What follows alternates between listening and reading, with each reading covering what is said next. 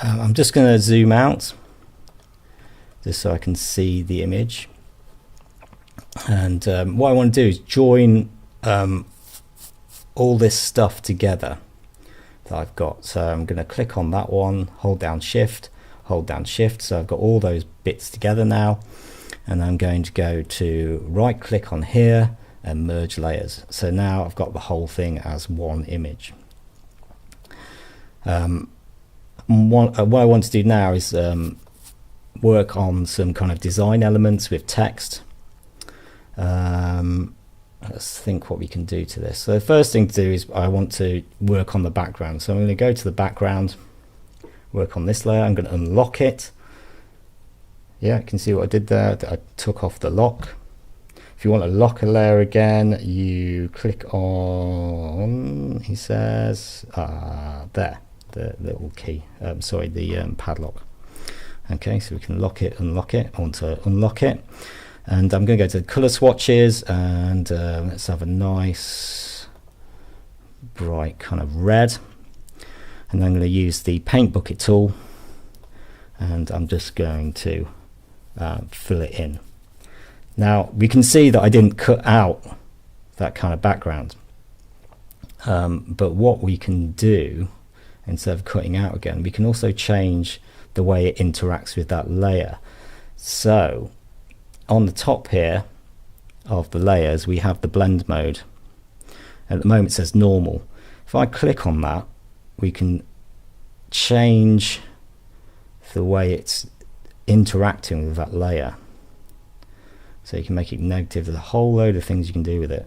What I'm kind of interested in at the moment is the linear burn is quite nice. Yeah, I really like that. Okay.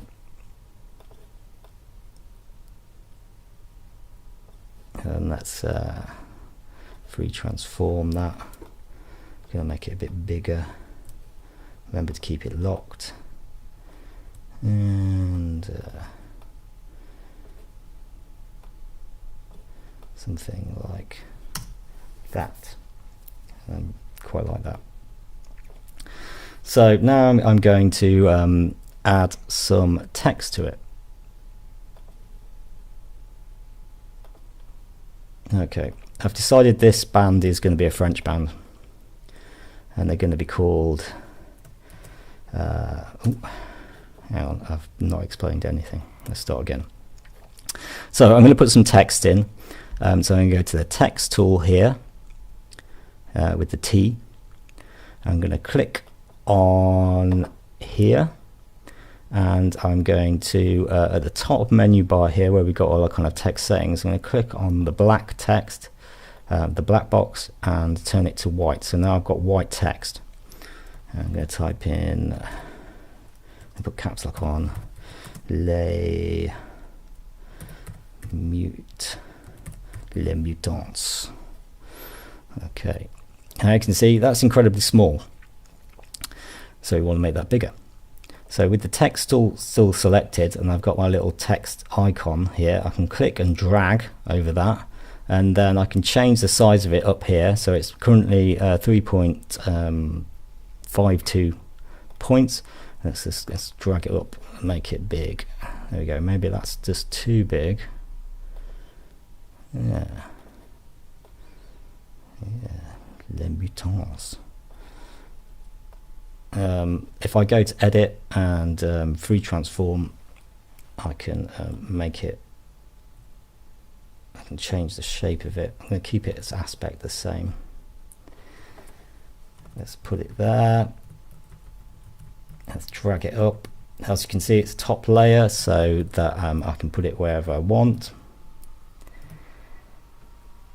If I want to change the font, I can select it and click and drag, and then up here I've got the font settings. Let's load some fonts up. Oh, and I can drag through, although that's not very helpful because I can't see what I'm doing. So another thing you can do is just click on it and then use the arrow keys. I don't know what kind of font I'm going for. Certainly not Comic Sans. I quite like what I already had. That's nice. Bit Greek. What was that? I don't know. Oh, some web downs. Let's go back to what I was kind of had going before. I want to kind of, yeah, I like that. Let's go with that. Okay, let's stick that there. I'm going to experiment with making a circle background. I kind of like the idea of like a cockerel, maybe the sun coming up. So let's click on here, and this is the rectangle tool. But what I do want to do is make a circle. So first of all, just so I don't mess anything up, I'm going to create a new layer. This is layer 5. And I'm going to click on that, and I'm going to select the ellipse tool. This is going to make me a circle. So I'm going to hold down, or before I do that, the properties for the ellipse are at the top. And where it says fill, this is what this will fill the shape in this case red, but what I want is white. And the stroke will be the outline around it. I don't want any stroke around it. And then I hold down shift because I want to make sure it's a circle. I'm going to drag it out. And there we go. Got my circle. I'm going to drag that down. I'm going to drag it underneath. And oh, moving the wrong one. Oh, come on. So what I'm going to do is actually I'm going to lock that layer so I don't keep moving it. There you go. Go to the ellipse.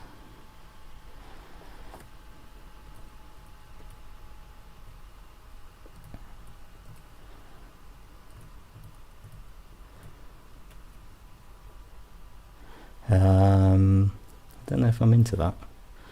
Let's see if I make it bigger, what happens to it.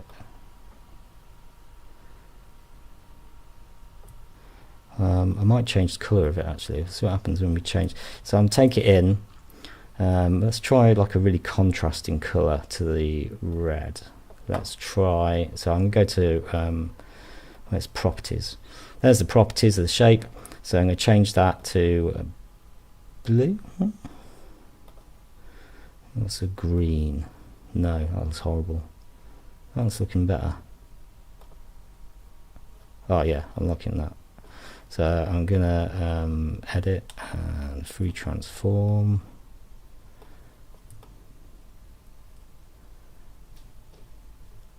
I kind of have no idea what I'm doing now.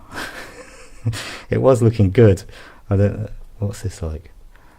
Yeah. Yeah, what I might do is increase the contrast of my chicken just so it stands out a bit more. I think what I really want to do is do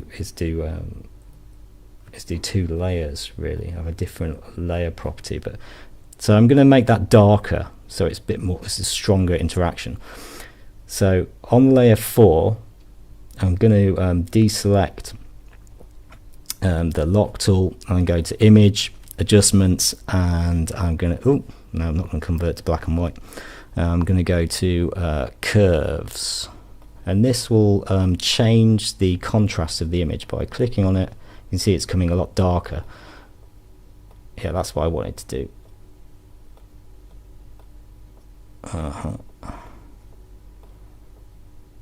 And I might change the colour of the background. So this layer here, image mode, adjustments, hue, saturation. If I take the lightness up, what happens? I just want to kind of bring out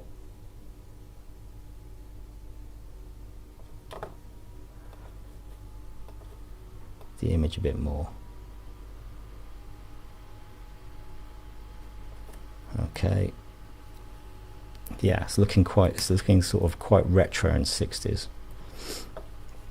And then what else am I going to do to it? I don't know, I'll have a think.